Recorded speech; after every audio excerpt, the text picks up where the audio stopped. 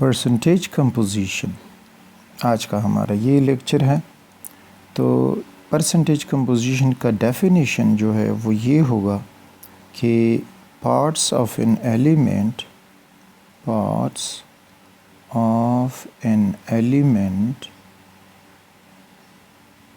In 100 parts of a compound। तो parts of an element 100 parts of A compound. अब ये parts जो हैं हमें मास भी दिया जा सकता है और 100 पार्ट्स तो वो मास भी हो सकता है, मोल्स भी हो सकते हैं। तो बस परसेंटेज उसको कहेंगे। अगर हम किसी भी यूनिट में पार्ट एक एलिमेंट का लेंगे और कंपाउंड का पार्ट जो है वो 100 हो तो इसको हम परसेंटेज कंपोजिशन कहेंगे।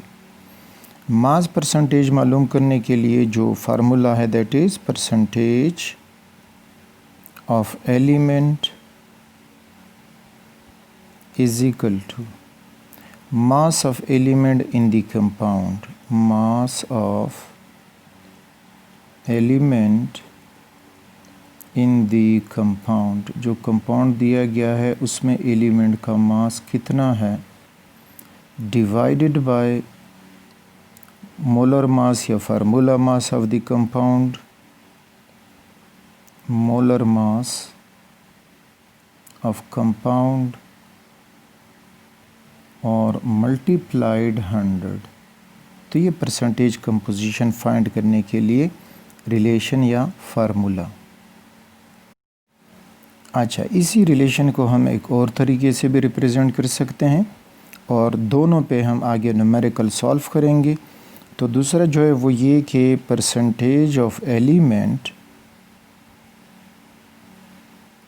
Is equal to atomic mass of element या gram atom of element, gram atom of element multiplied atomicity of element and divided by again molar mass of element of compound and multiplied 100।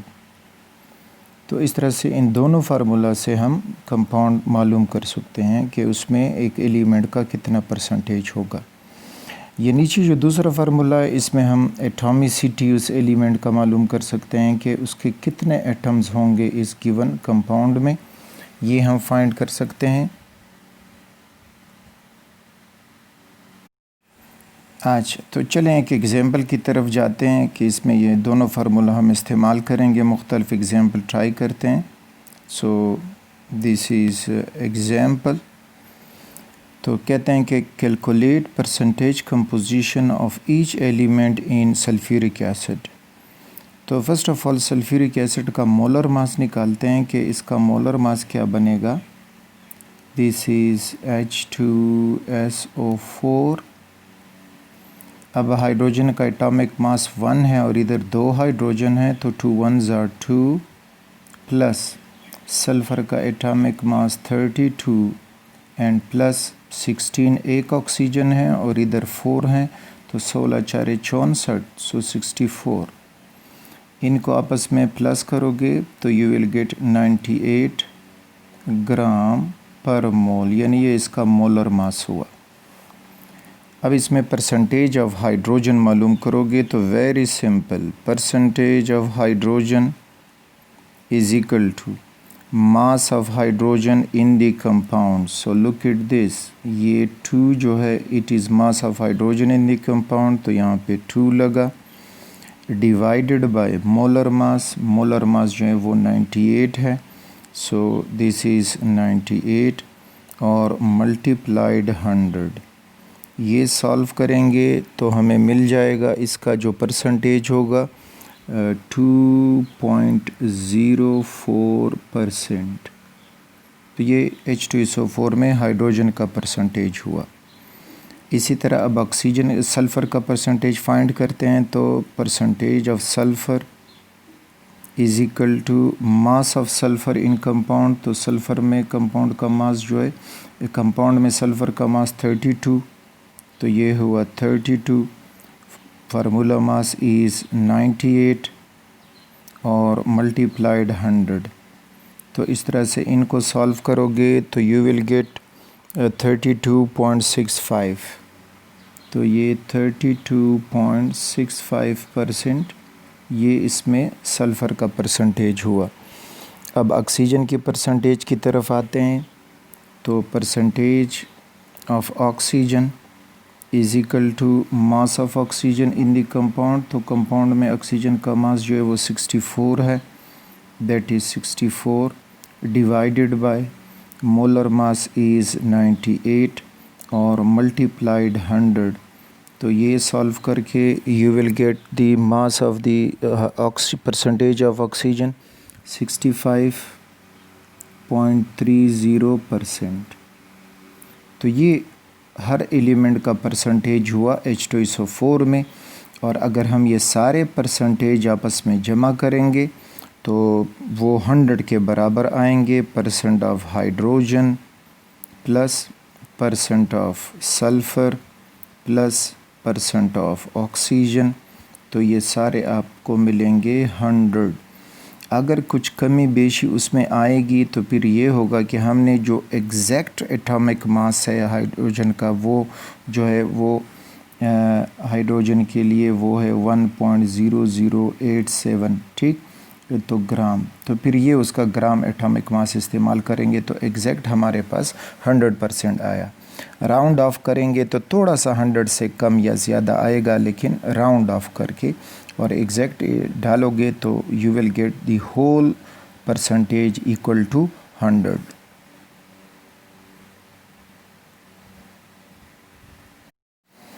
Another example कि a 10 gram sample of an alloy contains aluminum and zinc only if the sample has 36% of aluminum by mass, what masses of aluminum and zinc are present in it। अच्छा, अब इसमें हमें percentage दिया गया है, total mass भी दिया गया है, मास ऑफ द कंपाउंड, लेकिन अब उसमें मास ऑफ एलिमेंट यानी एल्यूमिनियम और जिंक फाइंड करना है। और एक एक्स्ट्रा काम इसमें यह है कि एल्यूमिनियम का परसेंटेज दिया गया है लेकिन जिंक का परसेंटेज नहीं दिया, ताकि उसको हम कैसे मालूम करेंगे। तो देखें, जो एल्यूमिनियम का परसेंटेज है that is percentage of aluminium is equal to 36%। अब जिंक का परसेंटेज हम कैसे निकालेंगे? तो जिंक का परसेंटेज ऐसे निकालेंगे कि वो ये है कि टोटल जो था 100% था ये कंपाउंड 100%। तो 100% मीन्स कि इसमें परसेंटेज ऑफ एल्यूमिनियम है और प्लस परसेंटेज ऑफ जिंक है। तो अब एल्यूमिनियम का परसेंटेज दिया गया है तो उसको 100 से माइनस कर दो तो वो जिंक का परसेंटेज बच जाएगा, यानी percentage of zinc is equal to 100% minus percentage of aluminium. तो 100 लगा दो और माइनस कर दो 36, तो इससे जो आएगा तकरीबन 44% इससे अलग आ जाएगा, 64%। तो 64% अब इसमें जिंक मौजूद है। अब मज़ीद आसान हो गया है परसेंटेज मालूम, मास मालूम करने के लिए। तो देखें, परसेंटेज का फार्मूला ये था कि percentage is equal to mass of element in the compound, mass of element in the compound divided by उसका फार्मूला मास या मोलर मास या टोटल मास। तो टोटल मास दिया गया है और मल्टीप्लाइड 100। अब इसमें हम मास मालूम कर रहे हैं तो इस इक्वेशन को इस तरह अरेंज कर दें कि मास इक्वल साइन के एक तरफ रह जाए। तो टोटल मास यहाँ से मल्टीप्लाई हो के लेफ़्ट पे आ जाएगा और 100 डिवाइड हो जाएगा दोनों साइड पे, तो हमें मिल जाएगा कि mass of element is equal to percentage multiplied total mass and divided by 100। तो ये अब बना। अब इसके ज़रिए से हम दोनों का मास मालूम कर सकते हैं। तो coming towards the mass of aluminium कि वो इसमें कितना होगा, तो mass of aluminium is equal to percentage of aluminium that is 36, total mass जो हमें दिया गया है that is 10 gram, look it here, ये तो ये 10 ग्राम हुआ, एंड डिवाइडेड बाय 100, ये 0 0 के साथ ख़त्म हुआ, और 36 divided by 10, so you will gate 3.6 gram. So this 3.6 gram is the mass of aluminium in this compound. और अब अगर हम मास ऑफ जिंक मालूम करना चाहते हैं, मास ऑफ जिंक, तो वो हो जाएगा, जिंक का परसेंटेज कितना आया, दैट इज़ 64। तो 64 मल्टीप्लाई 10 डिवाइडेड बाय 100, तो यहाँ पे भी 0 0 के साथ कैंसिल हुआ, और 64 को 10 पे डिवाइड करोगे तो यू विल गेट 6.4 ग्राम। तो इस तरह से दोनों एलिमेंट का मास हमें इस तरह मिला। अब अगर हम देखना चाहते हैं कि वाकई टोटल मास 10 ग्राम है, तो 3.6 ग्राम और प्लस जो है 6.4 ग्राम, तो इनको प्लस करोगे सो यू विल गेट 10। 6 और 4 10, 6 और 3 9, और 1 आया तो 10 हुआ। तो इस तरह से ये पॉइंट लगा और ये आपके पास 10 ग्राम टोटल मास आ गया। तो ये था कि वहीं परसेंटेज वाला फार्मूला है, नथिंग न्यू। बस उसमें पहले एग्जांपल में हम ये परसेंटेज मालूम करते थे, अब यहाँ पे हम मास ऑफ एलिमेंट मालूम कर रहे हैं।